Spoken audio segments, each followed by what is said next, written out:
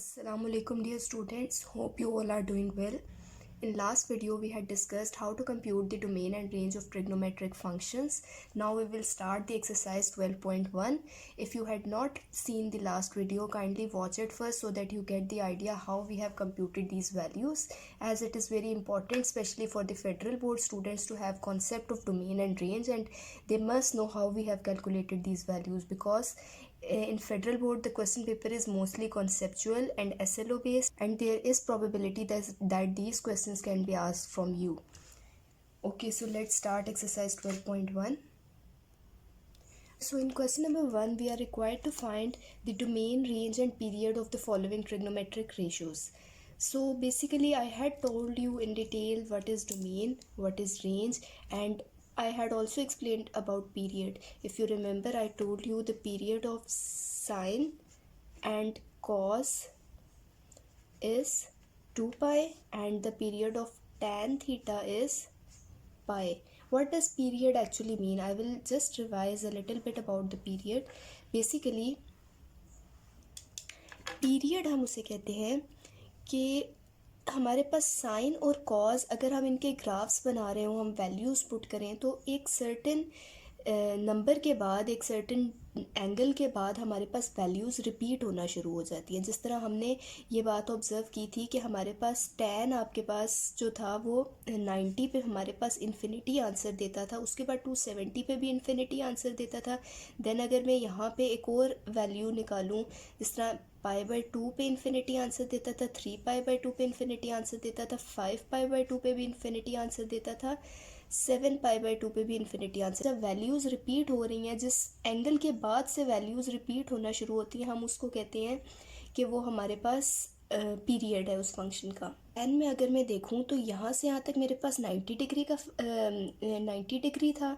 अब 90 डिग्री में मैंने पाई और ऐड किया, पाई रोटेशन मैंने की, तो मेरे पास 3π/2 आया, और इस पाई रोटेशन के बाद मेरे पास वैल्यू रिपीट हुई. फिर दोबारा यहाँ से यहाँ तक पाई रोटेशन मैंने की तो 5π/2 मेरे पास आई वैल्यू, और 5π/2 पे भी मेरे पास आंसर क्या था, इन्फिनिटी था.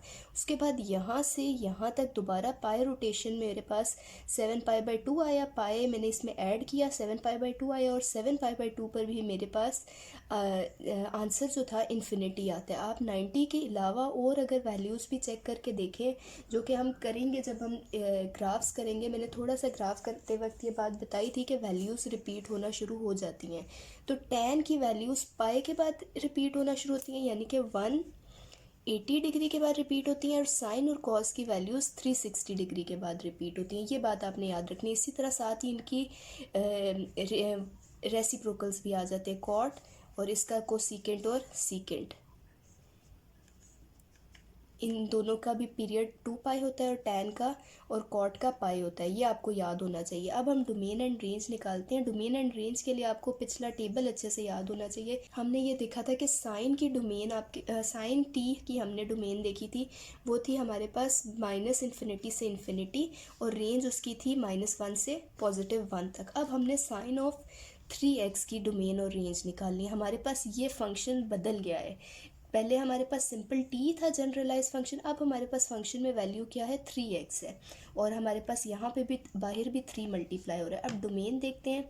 हम सबसे पहले लिखेंगे कि डोमेन जो हमें आती है, हमें पहले से याद है जो डोमेन जनरलाइज्ड, हम वो लिखेंगे. Domain of y is equals to sine t is -infinity से इन्फिनिटी. पहली चीज़ मेरे पास ये आ गई कि डोमेन मेरे पास जो जनरलाइज डोमेन थी मैंने वो लिख दी. नेक्स्ट स्टेप में अब मैं लिखूँगी कि हमारे पास इधर क्वेश्चन में t की जगह पे, यहाँ पे देखें, यहाँ पे मेरे पास t है, इस क्वेश्चन में मेरे पास क्या है, 3x है.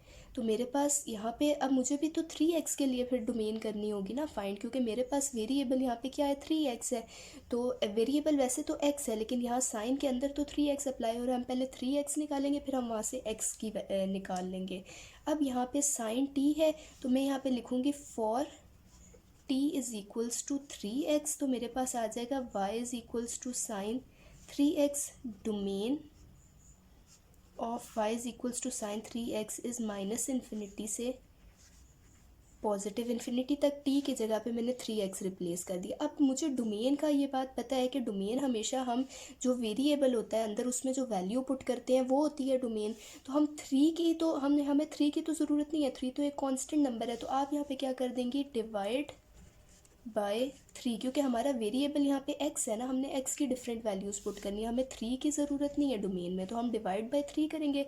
तो minus infinity divided by 3 and positive infinity divided by 3 आ गया। तो ये मेरे पास इन्फिनिटी डिवाइडेड बाय एनीथिंग, ये बात आप अपने पास नोट कर लें कि infinity divided by any number या फिर और इन्फिनिटी मल्टीप्लाई या ऐड या सब्ट्रैक्टेड बाय एनी नंबर हमेशा आंसर देता है इन्फिनिटी। इन्फिनिटी के साथ आप कोई नंबर ऐड, सब्ट्रैक्ट या मल्टीप्लाई करते हो या इन्फिनिटी को किसी नंबर पे डिवाइड करते हो तो आपके पास आंसर क्या होता है, वापस इन्फिनिटी आता है। तो अब यहाँ पे इन्फिनिटी डिवाइडेड बाय 3 मेरे पास वापस से यहाँ पे क्या बन गया, माइनस इन्फिनिटी बन गया, एक्स एज इट इज़, और इन्फिनिटी डिवाइडेड बाय 3 वापस से इन्फिनिटी बन गया। तो ये मेरे पास डोमेन आ गई y is equals to sine 3x की। अब मैं रेंज अगर देख लूँ, अब हम रेंज करेंगे।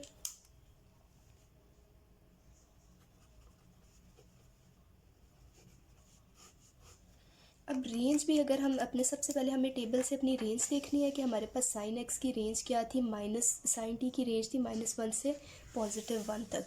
तो अब आप यहाँ पे यही बात लिखेंगी कि range of y is equals to sine t is -1 से +1 तक है रेंज। अब रेंज मुझे साइन टी की रेंज पता है कि -1 से +1 तक है। मुझे रेंज कंप्यूट किसकी करनी है, मुझे रेंज कंप्यूट करनी है y is equals to 3 sine 3x की करनी है। तो सबसे पहले तो देखें मुझे अपने t को चेंज करना होगा। सबसे पहले आप लिखें t is equals to 3x, तो आपके पास आ जाएगा -1 से साइन 3x +1, ये मेरे पास टर्म आ गई। अब मुझे क्वेश्चन में क्या चाहिए, range of y is equals to 3 sine 3x। अब देखिए मेरे पास यहाँ पे साइन 3x तो बन गया है, लेकिन यहाँ पे एक एक्स्ट्रा क्या टर्म है, 3 मल्टीप्लाई हो रहा है। तो मुझे यहाँ पे भी अपने इक्वेशन में 3 मल्टीप्लाई करवाना होगा, मुझे यहाँ पे 3 चाहिए ना, मुझे यहाँ 3 मल्टीप्लाई करवाना होगा, तभी मेरे पास रेंज ऑफ 3 साइन 3x आएगी। क्योंकि यहाँ पे रेंज में हम, डोमेन में हम जस्ट वेरिएबल लिखते हैं, अंदर रेंज में तो हम पूरा फंक्शन लिखते हैं ना, क्योंकि इस पूरे फंक्शन का जो आंसर होता है वही हमारी रेंज होती है। तो अब मैं यहाँ पे क्या करूँगी, मल्टीप्लाई बाय 3, तो यहाँ पे आ गया -3 साइन 3x, -1 इंटू 3 -3 हो गया, 3 साइन 3x आ गया, और +1 इंटू 3 वापस मेरे पास 3 आया। तो ये हमारे पास रेंज आ गई y is equals to 3 sine 3x की। अब मुझे निकालना है, थर्ड हमें गिवन था पीरियड निकालना है। अब पीरियड निकालने के लिए हम क्या करेंगे,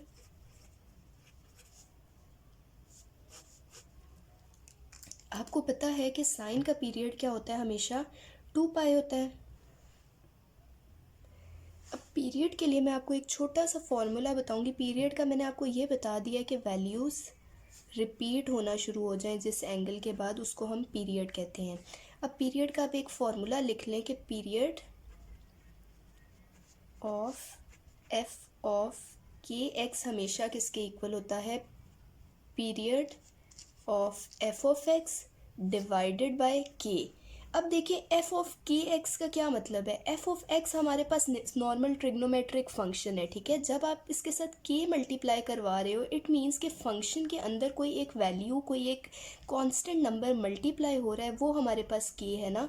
तो अब हमारे पास यहाँ पे क्वेश्चन क्या है, y is equals to 3 sine 3x।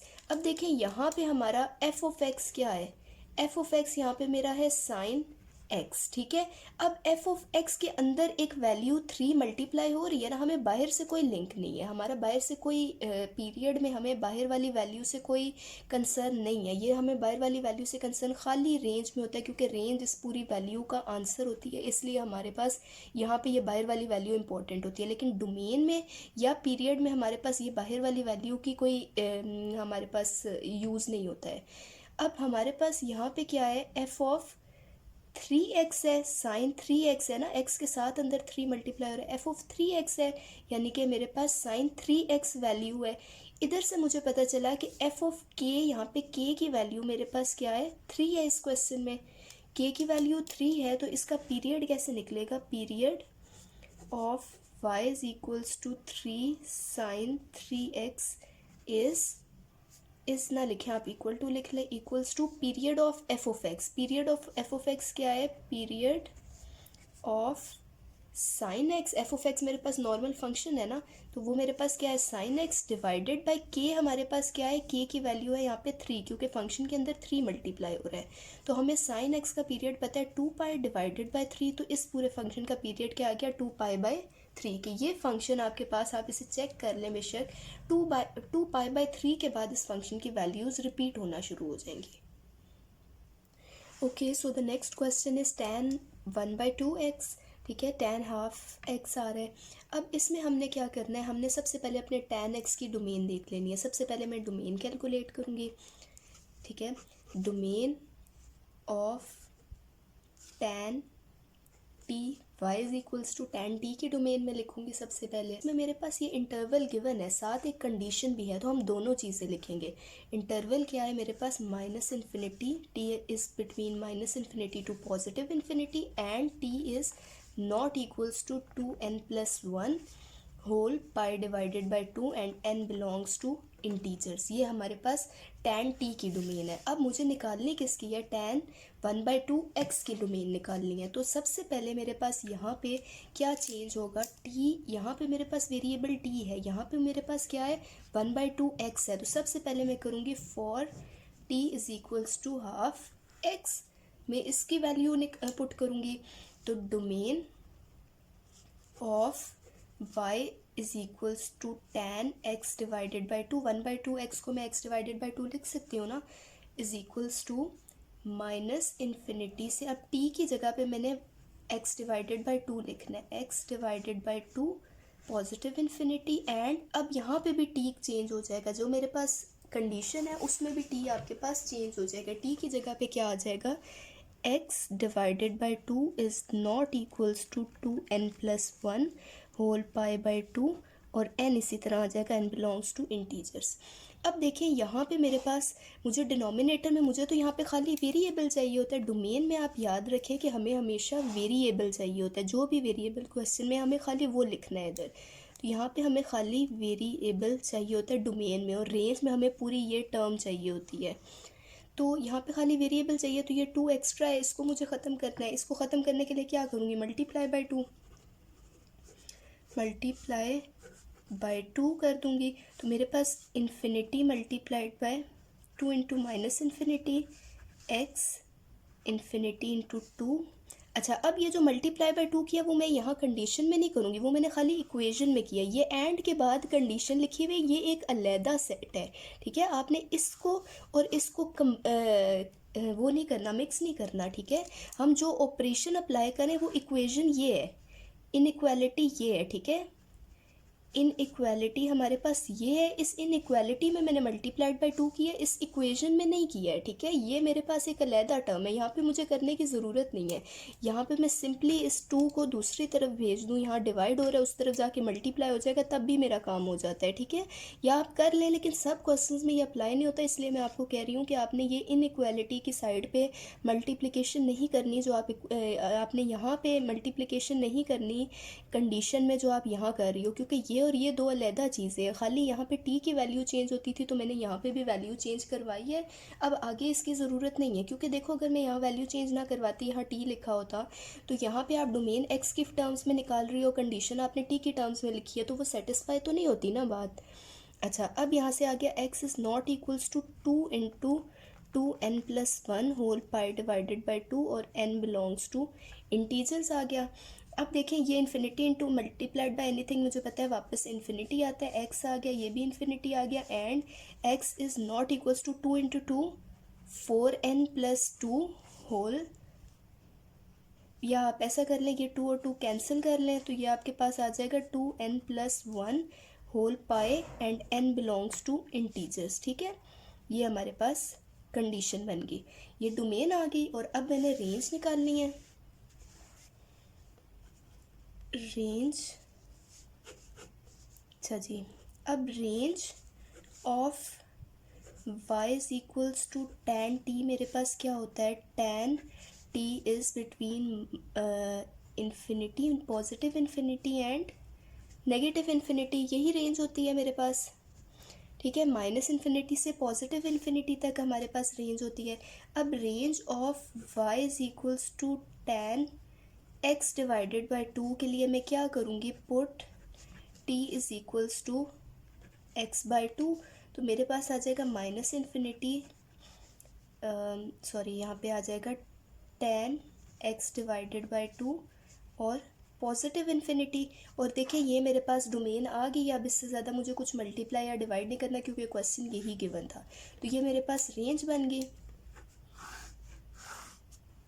ये मेरे पास डोमेन थी। अब मेरा नेक्स्ट स्टेप क्या है, मुझे पीरियड निकालना है। अब पीरियड के लिए क्या करेंगे,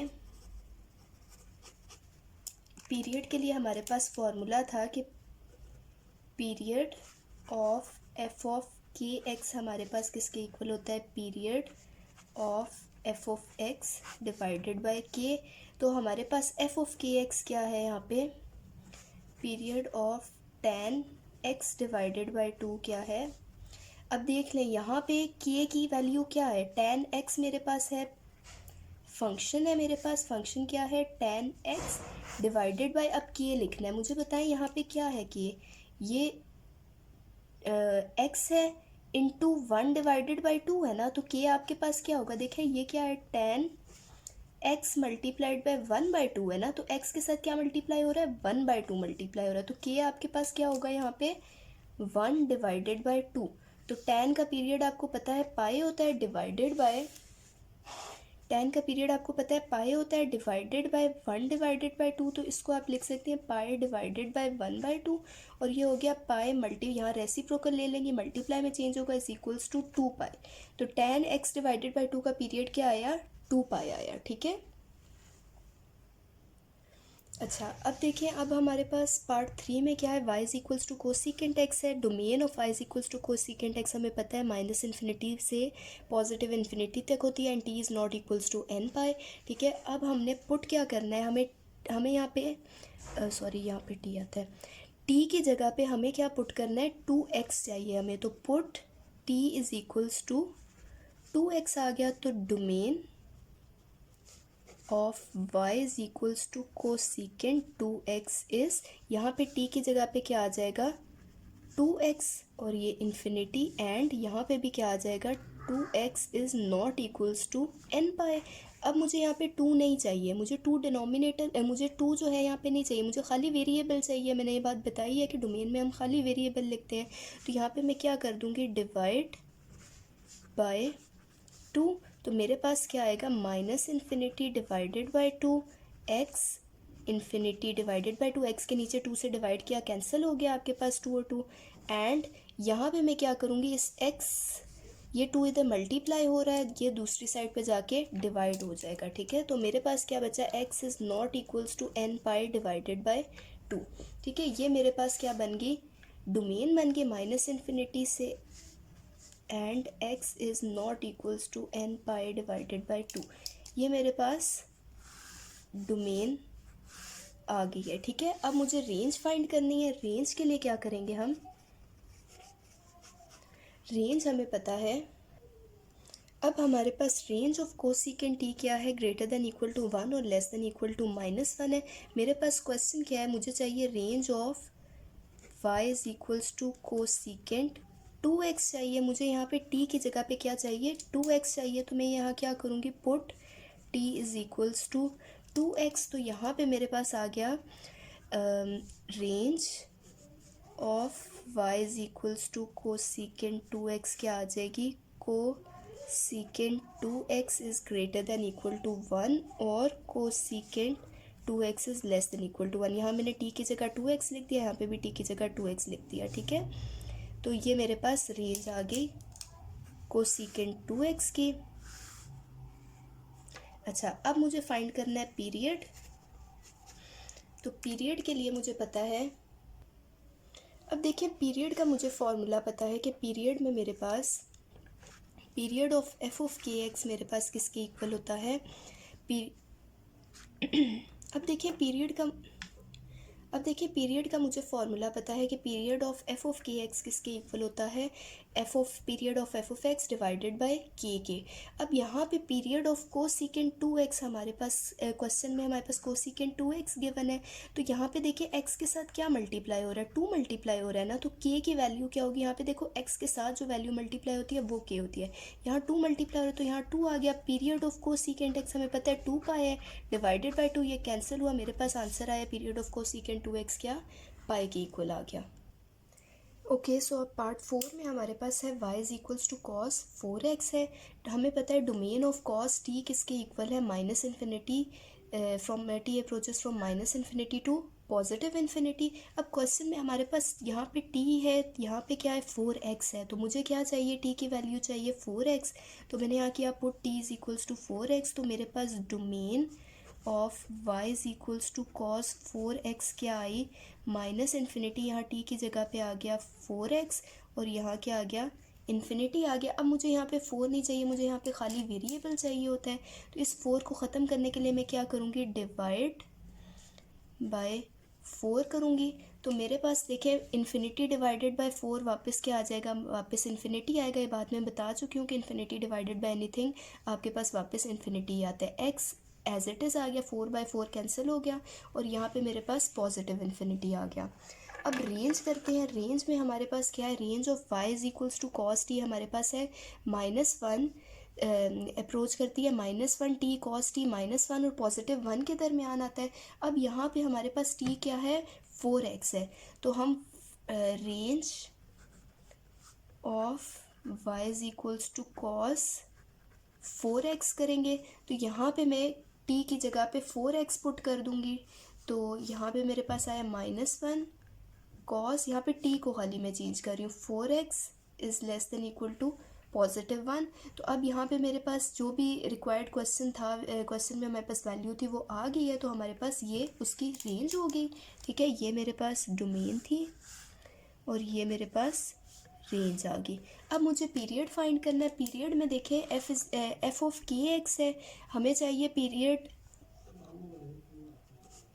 ऑफ,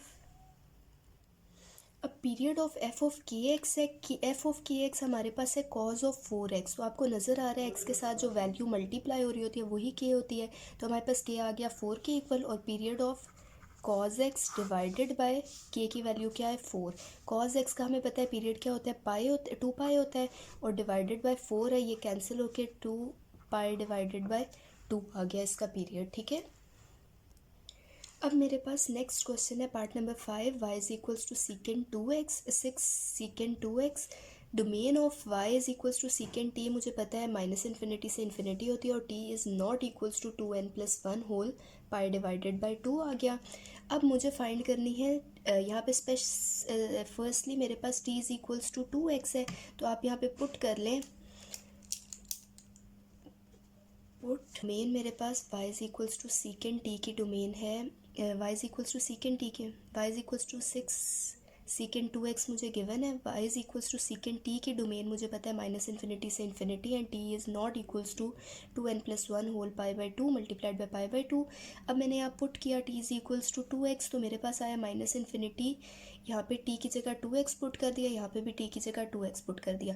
मुझे यहाँ 2 नहीं चाहिए तो मैंने डिवाइडेड बाई 2 किया, minus infinity divided by 2x और यहाँ पे क्या आ गया इन्फिनिटी डिवाइडेड बाई 2 एंड यहाँ पे 2 मल्टीप्लाई हो रहा है, दूसरी तरफ जाके डिवाइड हो जाएगा, x is not equals to 2n+1 divided by 2 और होल पाई डिवाइडेड बाई 2 और यहाँ आ गया n बिलोंग्स टू इंटीजर्स।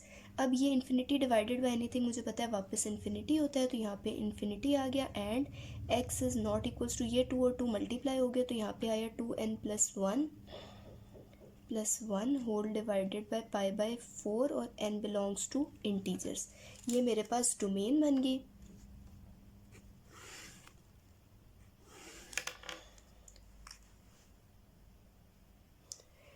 अब मुझे रेंज ऑफ सीकेंड 2x निकालनी है। सीकेंड t की रेंज मुझे पता है ग्रेटर देन 1 और लेस देन -1 है, ठीक है।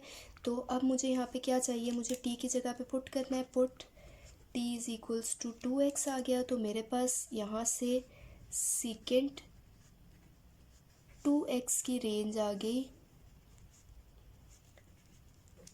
तो अब मेरे पास क्वेश्चन में क्या है, रेंज ऑफ 6 सीकेंड 2x निकालनी है। मेरे पास सीकेंड 2x तो आ गया, मुझे यहाँ बाहर 6 चाहिए, तो मैं क्या करूँगी, यहाँ पे मल्टीप्लाई बाय 6 करूँगी। तो मेरे पास आ गया 6 secant 2x is greater then, यहाँ पे भी मल्टीप्लाई हो गया 6 और यहाँ पे मल्टीप्लाई हुआ 6 secant 2x is less than equal to, यहाँ पे भी मल्टीप्लाई होके -6 आ गया। तो ये हमारे पास रेंज बन गई 6 सीकेंड 2x की। और अब मुझे लास्टली निकालना है इसका पीरियड। पीरियड में मुझे पता है पीरियड का फॉर्मूला। अब मुझे पीरियड निकालना है। Period of F of k x मुझे पता है period of F of x divided by k होता है। अब मेरे क्वेश्चन में यहाँ पे फंक्शन के अंदर एक्स के साथ क्या मल्टीप्लाई हो रहा है, 2 मल्टीप्लाई हो रहा है ना, तो के की वैल्यू आ गई 2, यहाँ पे मैंने पुट कर दिया 2। पीरियड ऑफ 6 सीकेंड 2x किसकी इक्वल आया, period of सीकेंड 2x divided by 2। और अब मुझे पता है सीकेंड 2x का पीरियड, सीकेंड x का पीरियड मेरे पास होता है, सीकेंड x आएगा यहाँ पे, सीकेंड x का पीरियड होता है 2 पाई डिवाइडेड बाई 2, ये कैंसिल हुए, मेरे पास पीरियड आ गया पाई। क्वेश्चन नंबर 1 के पार्ट नंबर 7 में मुझे क्वेश्चन गिवन है 7 divided by 2 cot 2 pi x divided by 3। अब domain of y is equals to cot t मुझे पता है माइनस इन्फिनिटी से पॉजिटिव इन्फिनिटी है और t is not equals to n pi where n belongs to integers है। अब मैंने यहाँ पे सबसे पहले मुझे देखो यहाँ पे t है, मुझे t की जगह पे ये जो क्वेश्चन में वैल्यू मौजूद है वो पुट करनी है, तो मैं यहाँ पे t की वैल्यू पुट कर देती हूँ 2 पाई x डिवाइडेड बाई 3। अब मेरे पास यहाँ से क्या बन जाएगी डोमेन, फिर माइनस इन्फिनिटी, t की जगह मैंने पुट कर दिया 2 pi x whole divided by 3 और यहाँ पे आ गया पॉजिटिव इन्फिनिटी एंड यहाँ पे भी मैंने t की वैल्यू पुट की 2 pi x divided by 3 is not equals to n pi where n belongs to integers as it is आ गया। अब देखें यहाँ पे मेरे पास इशू क्या है, मैंने आपको बताया था हम डोमेन में हमेशा खाली हमें वेरिएबल चाहिए होता है, उसके अलावा जो बाकी पार्ट है वो हमें ख़त्म करना है। तो इस 3 को ख़त्म करने के लिए मुझे क्या करना होगा, मल्टीप्लाई बाय 3 करना होगा। ऐसा ही है, इस 3 को ख़त्म करने के लिए मुझे यहाँ पे क्या चाहिए, मल्टीप्लाइड बाय 3 चाहिए और इस 2 पाई को ख़त्म करने के लिए मुझे यहाँ डिवाइडेड बाय 2 पाई चाहिए ना। तो मैं यहाँ पे क्या मल्टीप्लाई करूँगी, multiplied by 3 and divided by 2 पाई, ठीक है। इस टर्म को मैं इसके अंदर मल्टीप्लाई करवाऊँगी तो मेरे पास क्या आया, 3 divided by 2 pi into minus infinity is less than 2 pi x divided by 3 multiplied by 3 divided by 2 pi is less than infinity multiplied by 3 by 2 pi आ गया, ठीक है। अब मेरे पास जो कंडीशन थी वो लिख लें एंड यहाँ पे मुझे कंडीशन में खाली x चाहिए, ये वाली टर्म मुझे दूसरी तरफ भेजनी है, तो यहाँ से 3 मैं उस तरफ भेजूँगी तो जाके मल्टीप्लाई हो जाएगा और 2 पाई इस तरफ भेजूँगी तो वो आके डिवाइड हो जाएगा। तो मेरे पास x is equals to 3n pi बन गया, 3 को मैंने मल्टीप्लाई करवा दिया यहाँ पे और डिवाइडेड बाई इस 2 पाई को मैं इस साइड पे लाके मैंने डिवाइड करवा दिया, ठीक है। और n बिलोंग्स टू इंटीजर्स आ गया। अब देखें ये पाई और पाई कैंसिल हो गया, मेरे पास ये वाली टर्म क्या बन जाती है, डोमेन मेरे पास क्या बन जाती है, इन्फिनिटी मल्टीप्लाइड बाई एनीथिंग वापस इन्फिनिटी आया इज़ लेस देन, ये 3 और 3 कैंसिल, 2 पाई और 2 पाई कैंसिल, मेरे पास x बचा is less than infinity and अब ये कंडीशन लिख लें x is equals to 3n divided by 2 where n belongs to integers, x is not equal to था यहाँ पे, ठीक है। ये मेरे पास डोमेन बन गई। अब हमने कंप्यूट करनी है इसकी रेंज। अब मुझे फाइंड करनी है इसकी रेंज, तो मुझे पता है range of y is equals to cot t, मेरे पास ये होती है, माइनस इन्फिनिटी से इन्फिनिटी होती है। अब मेरे क्वेश्चन में क्या है, टी की जगह पे 2π(x/3) है, तो यहाँ पे मैं पुट कर दूँगी t is equals to 2π(x/3). तो मेरे पास यहाँ पे रेंज बनती है minus infinity is less than cot of 2π(x/3), और यहाँ पे पॉजिटिव इन्फिनिटी आ गया। अब मैंने नेक्स्ट स्टेप मेरा क्या है कि मुझे यहाँ पे बाहर 7/2 चाहिए, क्योंकि क्वेश्चन मेरे पास इस फॉर्म में है, मुझे ये पूरी टर्म यहाँ रेंज में चाहिए, मुझे यहाँ पे 7 चाहिए और डिवाइडेड बाय 2 चाहिए। तो मैं यहाँ पे क्या करूँगी, मल्टीप्लाई बाय 7/2, ठीक है। तो मेरे पास यहाँ से क्या आ जाता है, माइनस इन्फिनिटी मल्टीप्लाइड बाय 7/2 वापस इन्फिनिटी आएगा, 7/2 कॉट 2π(x/3), और यहाँ पे भी इन्फिनिटी मल्टीप्लाइड बाय 7/2 वापस इन्फिनिटी आ जाएगा। तो ये हमारे पास रेंज बन गई। अब मुझे लास्टली क्या चाहिए, पीरियड चाहिए। अच्छा, अब हमने पीरियड फाइंड करना है। पीरियड का हमें फॉर्मूला पता है कि f of k x is period of F of k x is equals to period of F of x divided by k होता है। एफ ऑफ एक्स तो मुझे पता है कॉज ऑफ कॉट एक्स आ गया।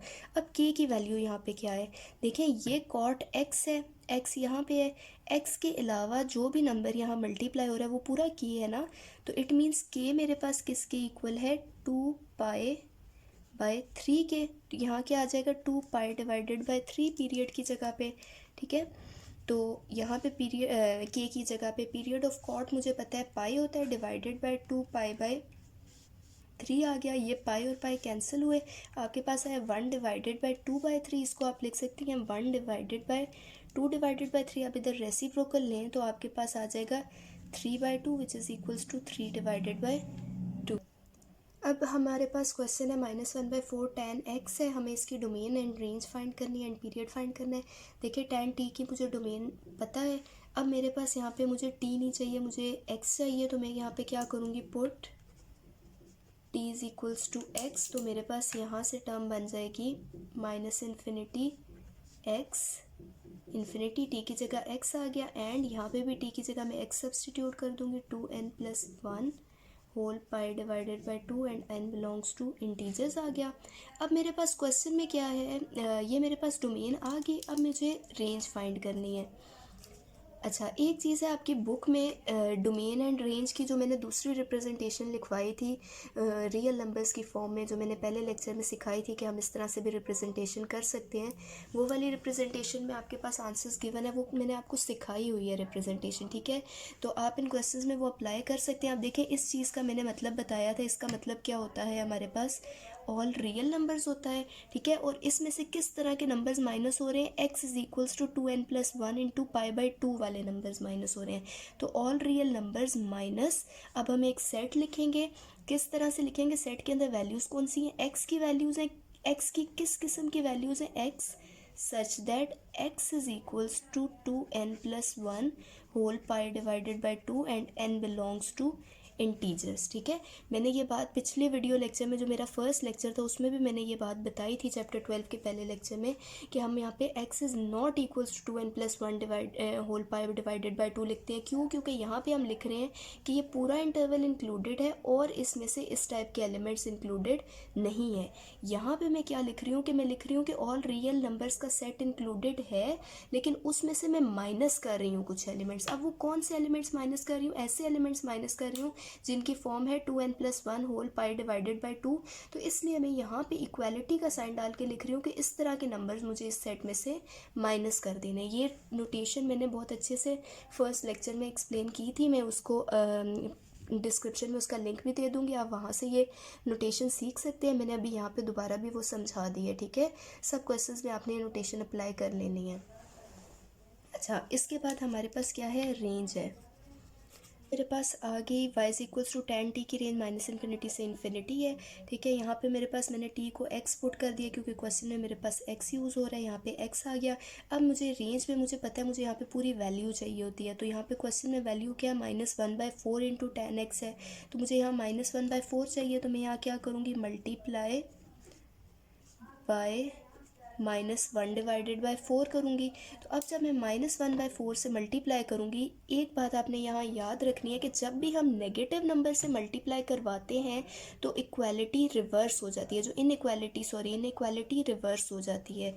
जब भी हम नेगेटिव नंबर से मल्टीप्लाई बाय नेगेटिव नंबर जब भी हम करते हैं तो इन इक्वालिटी रिवर्सेस, ठीक है, इनइक्वालिटी रिवर्स हो जाती है। अब रिवर्स किस तरह से होती है कि देखिए मैं यहाँ पे -∞ के साथ मल्टीप्लाई कर रही हूँ, -1/4 नेगेटिव मैंने नंबर मल्टीप्लाई किया तो ये इनइक्वालिटी इस डायरेक्शन में थी, ये लेस देन थी, अब ये क्या हो गया, ग्रेटर देन हो गई है, ठीक है। tan x आ गया, यहाँ पे भी -1/4 आ गया। अब यहाँ पे भी इनइक्वालिटी, इसकी डायरेक्शन पहले इस साइड पे थी, अब ये ऐसे हो जाएगी और यहाँ पे क्या आ गया, इन्फिनिटी मल्टीप्लाइड बाय -1/4। अब देखें ये माइनस माइनस पॉजिटिव हो गया और 1/4 इन्फिनिटी से मल्टीप्लाई हुआ तो मेरे पास वापस इन्फिनिटी आया। ये साइन इसी तरह -1/4 tan x, ये इन्फिनिटी का साइन, और यहाँ पे ये नेगेटिव आ गया और ये 1/4 जब इन्फिनिटी से मल्टीप्लाई हुआ तो वापस इन्फिनिटी आ गया। तो मेरे पास ये इसकी रेंज बन गई है। यहाँ पे मैंने डोमेन ऑफ कोसिकेंट टी लिख दिया है। मुझे टी नहीं चाहिए, मुझे टी की जगह एक्स चाहिए, तो मैं क्या करूँगी, put t is equals to x करूँगी। तो मेरे पास डोमेन बन गई -∞, x is between -∞ to +∞, and x is not equals to n pi where n belongs to integers आ गया। अब मेरे पास t is equals to x मैंने पुट कर दिया है। अब मेरे पास ये डोमेन आ गई है। नेक्स्ट मैंने क्या फाइंड करना है, रेंज फाइंड करनी है। रेंज में मुझे पता है कि कोसिकेंट t की रेंज क्या होती है, रेंज ऑफ कोसिकेंट t क्या होती है, cosecant t is either greater than equal to 1 और cosecant t is less than equal to -1, ये हमारे पास रेंज होती है। अब यहाँ पे कोसिकेंट t है, मुझे क्या चाहिए, 1/2 कोसिकेंट x चाहिए। तो सबसे पहला स्टेप मैं यहाँ पे पुट कर दूँगी, t is equals to x put करूँगी। तो मेरे पास आया cosecant x is greater than equal to 1 और cosecant x is less than equal to -1 आ गया, ठीक है। अब मुझे यहाँ पे क्या चाहिए, बाहर 1/2 चाहिए, तो मैं यहाँ पे करूँगी मल्टीप्लाई बाय 1/2। तो मैं अब इधर 1/2 कोसिकेंट x आया ग्रेटर देन इक्वल टू, यहाँ पे भी क्या मल्टीप्लाई हो गया 1/2 और यहाँ पे भी 1/2 cosecant x is less than equals to -1/2। तो अब मेरे पास ये रेंज आ गई है, ठीक है, 1/2 कोसिकेंट x की रेंज आ गई। अब मुझे लास्टली क्या फाइंड करना है, पीरियड फाइंड करना है। अब period of F of k x मुझे पता है इक्वल किसके होता है, period of F of x divided by के। अब देखें यहाँ पे मेरे पास एक्स है, अंदर मेरे पास कोई एक्स्ट्रा वैल्यू नहीं मल्टीप्लाई हो रही, जस्ट 1 ही मल्टीप्लाई हो रहा है ना, एक्स के साथ क्या है यहाँ पे 1 है। इट मीन्स के की वैल्यू यहाँ पे क्या है, 1 है, ठीक है। तो मेरे पास यहाँ पे आ गया के इज़ इक्वल्स टू 1। तो पीरियड ऑफ 1/2 कोसिकेंट x, एक बात आपने याद रखनी है, ये बाहर वाले 1/2 से कंफ्यूज ना हो। पीरियड में मैंने बताया था, पीरियड और डोमेन में हम खाली फंक्शन के अंदर वाली वैल्यूज से कंसर्न रखते हैं। तो यहाँ पे x के साथ जो वैल्यू है, यहाँ पे x के साथ कुछ नहीं है, तो इट मीन्स यहाँ पे 1 है, ठीक है। तो ये किसके इक्वल है, period of cosecant x divided by के। तो कोसिकेंट x का पीरियड मुझे पता है किसके इक्वल होता है, 2 पाई होता है, और के मेरे पास 1 है, तो आंसर मेरे पास आया 2। रेन ऑफ सीकेंट t मुझे पता है, यहाँ पे t की जगह पे मैंने क्या रिप्लेस करना है, π/4 x रिप्लेस करना है, t is equals to pi divided by 4 x आ गया। तो यहाँ से मेरे पास डोमेन बन गई -∞ से पाई डिवाइडेड बाय 4x टू +∞, ठीक है। एंड अब यहाँ पे t की जगह पे मैंने रिप्लेस किया ना, तो मैं यहाँ पे भी करूँगी pi divided by 4x is not equals to 2n+1 whole pi divided by 2 आ गया, ठीक है। तो अब यहाँ पे मेरे पास क्या आएगा, मुझे यहाँ पे खाली x चाहिए, तो मुझे इस π/4 को ख़त्म करना है। इस पाई को ख़त्म करने के लिए मुझे यहाँ पे डिवाइडेड बाय पाई करना होगा, 4 को ख़त्म करने के लिए मल्टीप्लाइड बाय 4 करना होगा कि कैंसिल हो सके। तो मुझे यहाँ पे क्या मल्टीप्लाई करवाना है, मल्टीप्लाई बाय 4/पाई, ठीक है। तो यहाँ पे मेरे पास आया 4 divided by pi multiplied by infinity, वापस क्या आएगा, -∞ ही आएगा, ठीक है।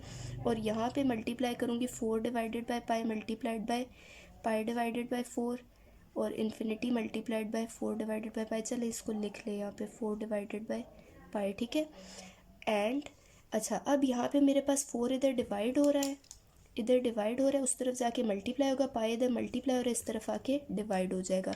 तो x is not equals to 4 into 2n+1 pi divided by 2, और यहाँ पे क्या आ जाएगा 4, पाई यहाँ के डिवाइड हो गया, ये पाई और पाई कैंसिल, 2 ज़ार, ठीक है। तो अब मेरे पास ये पाई बाई 4 इंटू इन्फिनिटी क्या होगा, माइनस इन्फिनिटी आ गया, ठीक है।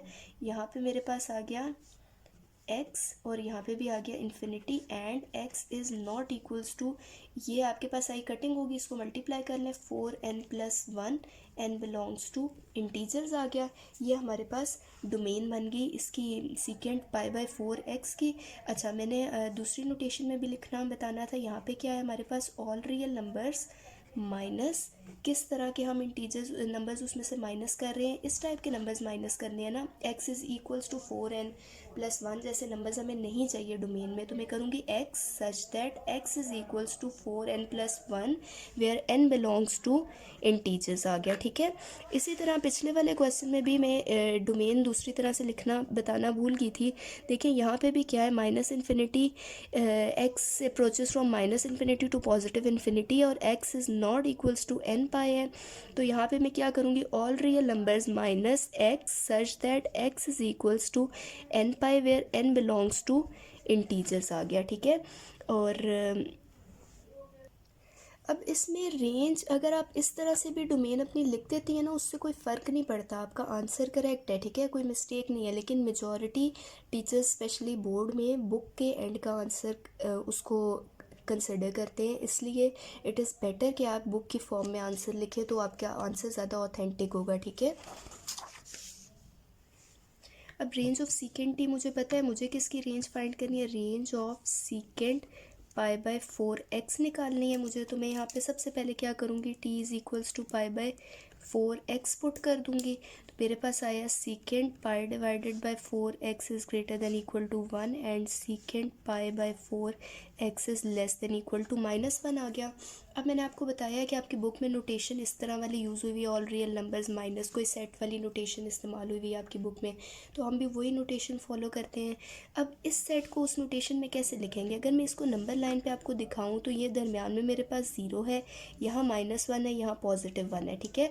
आपको क्या यहाँ पे गिवन है कि सीकेंट पाई बाई 4x -1 से ग्रेटर है, सॉरी +1 से ग्रेटर है, इट मीन्स कि यहाँ वाली सारी वैल्यूज़ होंगी, ठीक है। और यहाँ पे क्या है कि लेस देन -1, आपको पता है कि नेगेटिव वैल्यूज़ जितनी इंक्रीज़ होती हैं, -1 जो है वो ग्रेटर होता है -2 से, -1 ग्रेटर है -10 से, ऐसा ही है ना। तो -1 से छोटी वैल्यूज़ डालनी है, इट मीन्स 2 -2 -3 -4 सारी -1 से छोटी है।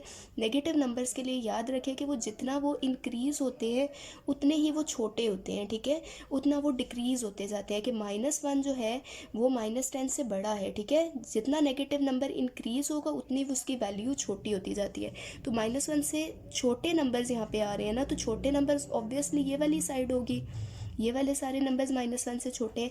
इट मीन्स कि ये अंदर वाला सेट है जो कि इंक्लूडेड नहीं है, -1 और +1 इंक्लूडेड है, लेकिन इसके अंदर जो नंबर्स आ रहे हैं ना, -1 और +1 के अंदर जो नंबर्स आ रहे हैं वो इंक्लूडेड नहीं है। मैंने आपको ये बात बताई थी कि जब आपने नंबर्स को इंक्लूड करना होता है तो हम इस तरह का सेट बनाते हैं, स्क्वायर ब्रैकेट्स वाला, ठीक है, या इसको आप कहते हैं क्लोज्ड ब्रैकेट।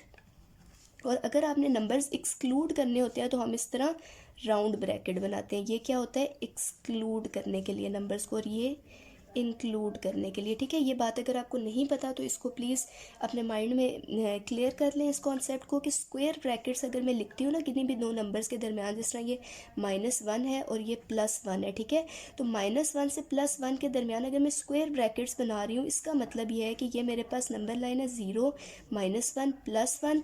इसका मतलब क्या है कि ये -1 से +1 तक के सारे नंबर्स इंक्लूडेड है, कि ये -1 भी इंक्लूडेड है और इससे लेके +1 तक सारे नंबर्स इंक्लूडेड है, ये इसका मीनिंग होता है, ठीक है। और अगर मैं इस तरह के ब्रैकेट्स में लिखती हूँ -1 और +1, तो इसका क्या मतलब बनता है कि ये -1 है, ये +1 है, ये दरमियान में 0 है। अब राउंड ब्रैकेट्स का मतलब क्या, एक्सक्लूड करना है, इट मीन्स कि -1 इंक्लूडेड नहीं है, ना ही +1 इंक्लूडेड है, लेकिन इसके आगे जितने नंबर्स आ रहे हैं ना वो सारे इंक्लूडेड है। मतलब सॉरी, यहाँ पे क्या है, एक्सक्लूड अगर मैं करती हूँ -1 और +1, तो इसका क्या मतलब है कि -1 और +1 ये दोनों नंबर्स एग्जैक्टली इंक्लूडेड नहीं है, ठीक है। जिस तरह अगर मैं लिखती हूँ ना x इज़ लेस देन -1, तो हम क्या कहते हैं कि x की वैल्यू -1 नहीं है, -1 से लेस है, ठीक है। तो इसी तरह इन ब्रैकेट्स का मतलब ये है कि -1 और +1 इंक्लूडेड नहीं है, लेकिन उनके दरमियान के सारे नंबर्स इंक्लूडेड है, ठीक है। तो अब हम ज़रा इस वाली रेंज को लिखते हैं इस फॉर्म में। मैंने क्या लिखता है, मेरे पास सारे रियल नंबर्स देखें, इसमें इसकी अगर मैंने नंबर लाइन बनाई है, मेरे पास सारे रियल नंबर्स इंक्लूडेड हैं, लेकिन कौन से नहीं इंक्लूडेड, खाली ये दरमियान वाले नहीं इंक्लूडेड। और उसमें भी -1 और +1 देखें, इक्वालिटी का साइन है, -1 और +1 भी इंक्लूडेड है रेंज में, खाली उनके बाद वाले नंबर्स नहीं इंक्लूडेड। तो इट मीन्स कि मैं यहाँ पे राउंड ब्रैकेट्स यूज़ करूँगी, ठीक है। तो मैं क्या कहती हूँ कि मेरे पास सारे रियल नंबर्स इंक्लूडेड हैं, लेकिन कौन से नंबर्स इंक्लूडेड नहीं है, सॉरी ये मैंने ब्रैकेट गलत डाल दिया, सारे रियल नंबर्स इंक्लूडेड नहीं है माइनस। अब मैंने कौन से नंबर्स माइनस करने हैं, ये वाले सारे नंबर्स माइनस करने हैं, -1 से लेके +1 तक। -1 कॉमा +1 मैंने लिख दिया। अब ब्रैकेट्स मैंने कैसे डालने हैं, देखो -1 और +1 तो इंक्लूडेड है क्योंकि इक्वल टू का साइन आ रहा है, इट मीन्स कि -1 +1 इंक्लूडेड है, लेकिन मेरे पास रेंज में -1 और +1 रेंज में आ रहे हैं, मैंने कौन से लिखने हैं, रेंज में से हम जो माइनस कर रहे हैं एलिमेंट्स। तो यहाँ पे राउंड ब्रैकेट आ जाएगा, क्योंकि मैं ऑल रियल नंबर्स इंक्लूडेड हैं, लेकिन कौन से नहीं इंक्लूडेड, -1 से लेके +1 तक। और मैंने राउंड ब्रैकेट इसलिए डाला है कि -1 और +1 क्योंकि रेंज में इंक्लूडेड है, तो मैं उन्हें माइनस नहीं करना चाहती। अगर -1 और +1 रेंज में इंक्लूडेड ना होते या इक्वल टू का साइन ना होता, तो फिर मैं यहाँ राउंड स्क्वायर ब्रैकेट्स बना देती, मैं -1 और +1 को भी माइनस कर देती ऑल रियल नंबर्स के सेट में से। लेकिन यहाँ पे मैंने राउंड ब्रैकेट्स इसलिए बनाए हैं कि -1 और +1 क्योंकि रेंज में इंक्लूडेड है, तो यहाँ पे मैं रियल नंबर्स में से इन्हें सब्ट्रैक्ट नहीं कर सकती, ये रेंज का हिस्सा है। आई होप आपको ये वाली नोटेशन समझ आ गई होगी, अगर नहीं समझ आई तो आप एक दफ़ा फिर से इस कॉन्सेप्ट को रिवाइज़ कर लें, वीडियो रिवाइंड करके देख लें, आपको एक क्लियरली समझ आ जाएगी। अभी हम जो पिछला वाला फंक्शन था उसके लिए भी ये वाली रेंज इस फॉर्म में लिख लेते हैं।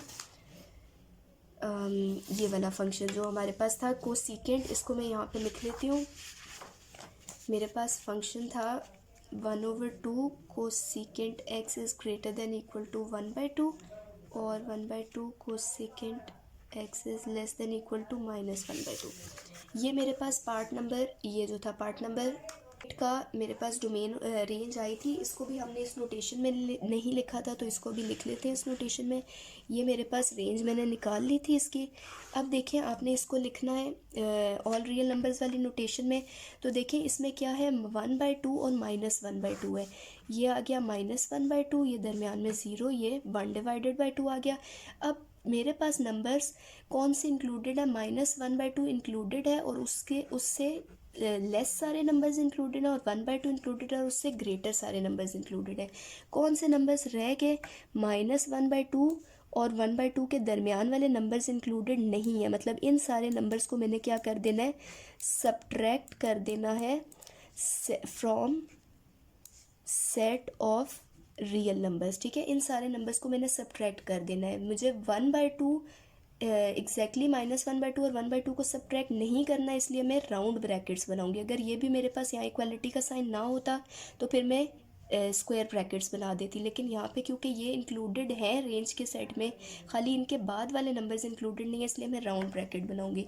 तो ऑल रियल नंबर्स माइनस कौन से आ जाएंगे, 1/2 और +1/2 के दरमियान वाले नंबर्स। ये नोटेशन है, -1/2 और 1/2 के दरमियान के नंबर्स को लिखने के लिए हम इस तरह ब्रैकेट डाल के कॉमा डाल के लिख सकते हैं। ये मैंने फर्स्ट लेक्चर में ये बात बताई भी थी।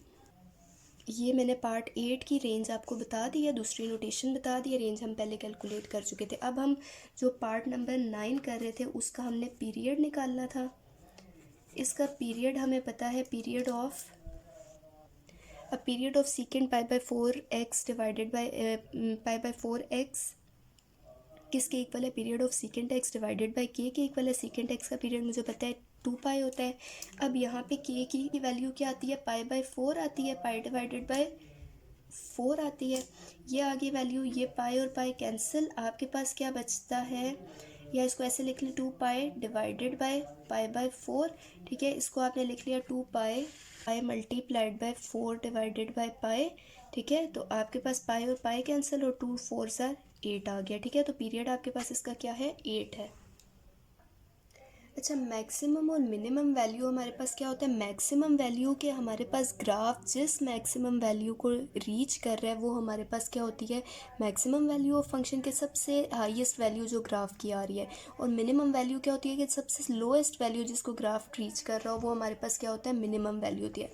अब आपके पास जो क्वेश्चन एक्सरसाइज में वो इस फॉर्म में गिवन है, a + b sin थीटा, ए और बी की जगह कोई नंबर्स होंगे, ठीक है, और साइन किसी एंगल पे अप्लाई हो रहा होगा। इसी तरह a + b cos थीटा, ए और बी दो नंबर्स होंगे और कॉस किसी एंगल पे अप्लाई हो रहा होगा। इसी तरह a + b sin c theta + d, आपके पास एंगल में थोड़ी सी वैल्यू चेंज होगी, इस फॉर्म में होगी कि थीटा प्लस कोई वैल्यू हो रही होगी, और बाहर आपके पास इसी तरह a + b होगा, ठीक है।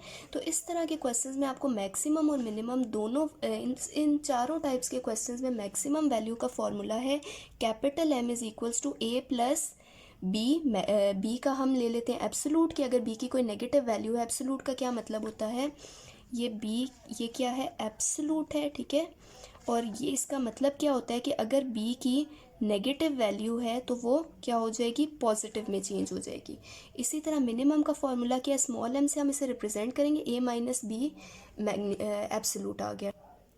अब देखिए इस क्वेश्चन में हमारे पास y = -2 + 1/2 sin 1/3 थीटा + 2, देखिए ये वाली फॉर्म है, ठीक है। a -2 की जगह पे a आ गया, प्लस अब b की जगह पे क्या आ गया, 1/2 आ गया, साइन इसी तरह अब अंदर क्या है, c थीटा, यहाँ पे क्या है 1/3 थीटा प्लस साइन, और d की जगह पे क्या है, 2 है, ठीक है। तो अब ये क्वेश्चन इस तरह से हमें इसकी मैक्सिमम और मिनिमम वैल्यू फाइंड करनी है।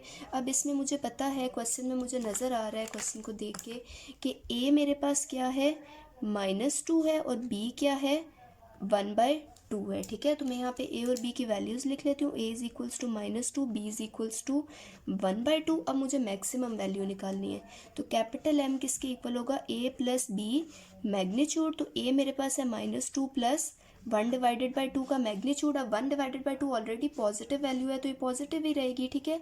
1/2 आ गया, यहाँ पे आप एलसीएम ले लें, ये हो गया 4 + 1, यहाँ पे आ गया -3/2 मैक्सिमम वैल्यू, ठीक है। अब मिनिमम वैल्यू के लिए हमें पता है फॉर्मूला a - b एब्सोलूट, तो -2 - b का हमारे पास क्या है, 1/2 पॉजिटिव है तो ये वापस पॉजिटिव ही रहेगी, -2 - 1/2 which is equals to 2 - 4 - 1 which is equals to -5/2 small m आ गया, ठीक है। मैक्सिमम और मिनिमम वैल्यू हमारे पास आ गई। अब इस क्वेश्चन में हमारे पास नज़र आ रहा है कि ये फर्स्ट वैल्यू ये क्या है, a है, और यहाँ पे b की वैल्यू क्या है, -4 है, ठीक है।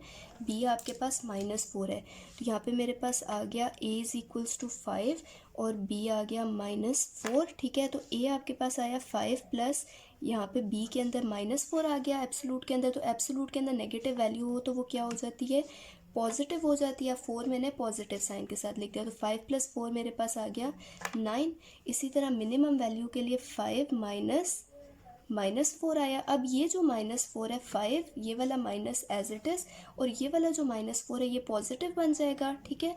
तो यहाँ पे आया मेरे पास 5 - 4 विच रिजल्ट्स इन 1, ठीक है। ये मेरे पास मिनिमम वैल्यू आ गई फंक्शन की। अब इस क्वेश्चन में आपको नज़र आ रहा है y = 1 डिवाइडेड बाय हमारे पास फंक्शन आ रहा है, ठीक है। तो हम सबसे पहले इस फंक्शन की मैक्सिमम और मिनिमम निकालते हैं वैल्यूज़, फिर हम देखेंगे 1 डिवाइडेड बाय फंक्शन कैसे आएगा। यहाँ पे आया 19 - 10 sin 3 थीटा -45, ठीक है। इसकी मैं मैक्सिमम और मिनिमम वैल्यू निकालूंगी। m = a + b मैग्नीट्यूड, तो मेरे पास आ गया a मेरे पास क्या है, यहाँ पे 19 है, प्लस b मेरे पास है -10, तो यहाँ आ गया 19 + 10 विच इज़ इक्वल्स टू 29, ठीक है। और इसी तरह स्मॉल m में निकालूंगी a - b मैग्नीट्यूड, 19 -10, तो ये -10 पॉजिटिव हो गया, 19 - 10 आपके पास बचता है 9, ठीक है। ये मैक्सिमम और मिनिमम वैल्यू आ गई इस फंक्शन की। अभी हमें निकालनी किसकी है, 1 डिवाइडेड बाय दिस। अच्छा, अब इस क्वेश्चन में हमारे पास इतने फंक्शन की हमारे पास मैक्सिमम वैल्यू आई थी 29 और मिनिमम वैल्यू आई थी स्मॉल m, हमारे पास आ गया था 9। अब देखें ये function 1 divided by this function है। आपको पता है कि 1 डिवाइडेड बाय अगर ग्रेटर वैल्यू हो, यहाँ पे 1 के नीचे पे ग्रेटर वैल्यू हो तो ये वैल्यू क्या हो जाती है, उतनी ही स्मॉल हो जाती है, और 1 के नीचे अगर स्मॉलर वैल्यू हो तो वो हमारे पास ग्रेटर हो जाती है। ये बात तो आपको पता है ना, जिस तरह हमारे पास 1/5 जो है वो आपके पास ग्रेटर होता है 1/10 से। क्यों? क्योंकि नीचे आपके पास वैल्यू जितनी ग्रेटर होती है, जितनी ज़्यादा ये ग्रेटर होगी, उतनी ये ओवरऑल वैल्यू क्या हो जाती है, स्मॉल हो जाती है। ठीक है, आपके पास 1/2 ग्रेटर होगा 1/8 से, क्योंकि यहाँ पे डिनोमिनेटर ग्रेटर हो गया है, और डिनोमिनेटर जब ग्रेटर हो जाए तो 1/ ये वैल्यू क्या हो जाती है, स्मॉल हो जाती है। ठीक है, तो अब मुझे क्या फाइंड करना है, मुझे 1/दिस टर्म का मैक्सिमम और मिनिमम निकालना है। तो किस तरह से निकलेगा ये? अच्छा, अब मैं यहाँ पे लेट कर लेती हूँ। मैंने पहले m और स्मॉल m यूज़ कर लिया, तो अब मैं दोबारा वही नोटेशन तो मैक्सिमम और मिनिमम की नहीं यूज़ कर सकती इसके लिए। तो मैं यहाँ पे क्या करूँगी, let m prime and small m prime be the maximum and minimum values of y। अब इस फंक्शन की मैं मैक्सिमम और मिनिमम वैल्यू फाइंड करूँगी। अब इसकी जो मैक्सिमम वैल्यू है वो किसके इक्वल होगी, 1/ स्मॉल m के। ठीक है, क्योंकि देखें, अब इसकी जो मैक्सिमम वैल्यू है वो ऑब्वियसली इस फंक्शन की जो मिनिमम वैल्यू होगी उसका रेसिप्रोकल होगी ना, क्योंकि मुझे पता है 1/9 जो है वो एक ग्रेटर वैल्यू होगी 1/29 से। ठीक है, 1/9 ग्रेटर होगा 1/29 से। तो इसकी जो मिनिमम फंक्शन, इस वाले फंक्शन की, इस बगैर 1/के बगैर जो हमने फंक्शन कंसिडर किया था, उसकी जो मिनिमम वैल्यू है वो इसकी मैक्सिमम बन जाएगी, उसका रेसिप्रोकल। तो मेरे पास आप बेशक ये फार्मूला याद कर लें कि m प्राइम जो हमारे पास रेसिप्रोकल होता है, m प्राइम उसके लिए हम रिप्रेजेंट करते हैं, और वो किसके इक्वल होता है, 1/स्मॉल m की, यानी कि 1/9 आ गया। और मिनिमम वैल्यू के लिए हम क्या करेंगे, 1/कैपिटल M। अब ये मेरे पास क्या था, इस वाले फंक्शन की मैक्सिमम वैल्यू थी, और जब इस रेसिप्रोकल फंक्शन में देखूंगी तो 1/29 एक स्मॉलर वैल्यू बनती है, इसलिए वो रेसिप्रोकल लेने के बाद y की जो है वो क्या बन जाएगा, स्मॉलर वैल्यू बन जाएगी, मिनिमम वैल्यू बन जाएगी। ठीक है, अब नेक्स्ट क्वेश्चन करेंगे तो इसकी क्वेश्चन की आपको ज़्यादा सही से क्लैरिटी हो जाएगी। अब देखिए नेक्स्ट क्वेश्चन मुझे क्या गिवन है, y = 1/4 cos 2 थीटा गिवन है। सबसे पहले मैं यहाँ पे कंसिडर कर लूँगी। नेक्स्ट क्वेश्चन करेंगे तो आपको इस क्वेश्चन की ज़्यादा अच्छे से क्लैरिटी हो जाएगी। अब देखें यहाँ पे मुझे क्या गिवन है, y = 1/4 cos थीटा गिवन है। मैं इसमें सबसे पहले कंसिडर कर लूँगी y = 4 cos 2 थीटा कंसिडर कर लूँगी। अब m इसका कैपिटल M इसका क्या होगा, a + b एब्सोलूट। अब देखें यहाँ पे हमारे पास b तो 4 है, ठीक है, लेकिन यहाँ a मिसिंग है, तो यहाँ पे क्या है, 0 + 4 है ना, यहाँ पे a नहीं है, तो इट मीन्स a की वैल्यू क्या होगी, 0 होगी। तो यहाँ पे क्या आ गया, 0 + 4 विच इज़ इक्वल्स टू 4 आ गया। ठीक है, इसी तरह स्मॉल वैल्यू अगर देखा जाए तो a - b एब्सोलूट, तो 0 - 4 विच इज़ इक्वल्स टू -4। ठीक है, तो अब मेरे पास ये दो वैल्यूज़ आ गई। अब मुझे क्या फाइंड करना है, इनके रेसिप्रोकल्स के लिए फाइंड करना है।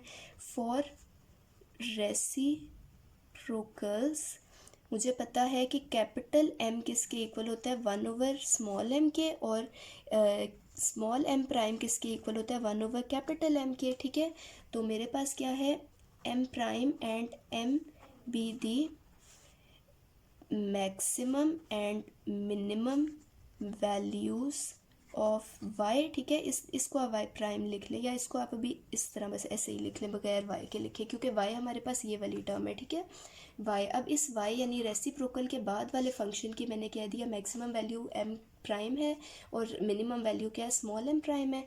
तो अब मेरे पास m प्राइम क्या आ जाएगा, 1/4 एंड स्मॉल m क्या आ जाएगा, 1/-4 विच इज़ इक्वल्स टू -1/4। ठीक है, अब ये हमारे पास मिनिमम वैल्यू होगी इस फंक्शन की, और ये हमारे पास मैक्सिमम वैल्यू होगी इस फंक्शन की।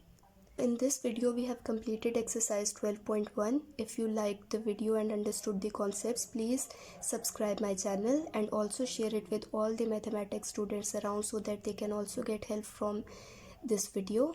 Thank you for watching. Allah Hafiz.